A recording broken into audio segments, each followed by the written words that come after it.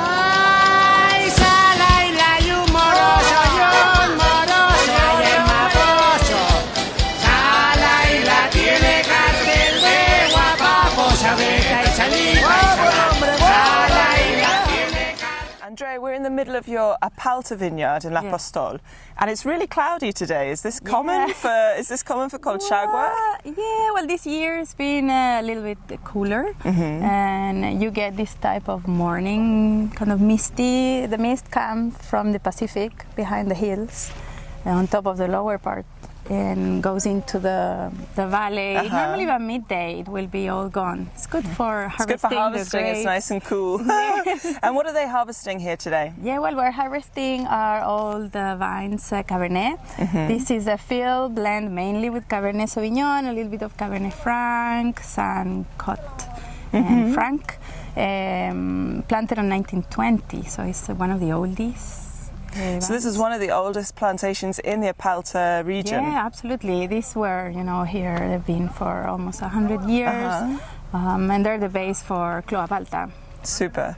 And what are the best varieties, do you think, here in Colchagua, in this region in particular? Well, we have seen, besides very special blocks, like this one, Syrah is always, a great performer here, and our new we are experimenting with a little bit of Mediterranean varieties, with Mourvèdre, Cinsault and Grenache that we have on hillsides.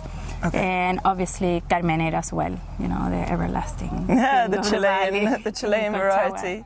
And if you were to give us like the 101 on terroir here in Apalta, what would you say? Climate, soil, what are the basics that people need to know? Well, basics in Apalta, we are in entre cordilleras, so between the two cordilleras. The particularly of Apalta is the granitic soils. You can see a little bit of these yellow, well-decomposed soils from colluvial origin. Further down we get the alluvial, but Apalta is very special because we're right on the southern slope, so facing south, better for keeping acidity and freshness. On a colluvial, not typical for the region, and then, the old vines, ungrafted, Prephyloxera. Super. Biodynamic and organic as well.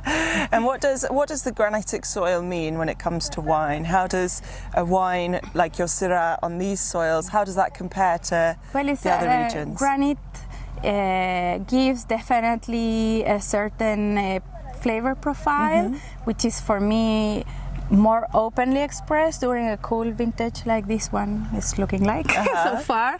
You get a little bit of more spicy, some notes of graphite, colluvial, granitic soils are one of the fine terroirs from Chile. You can find it all in the western side, in the coastal cordillera, and some very specific spots like here when those hills go inland and form a cordon.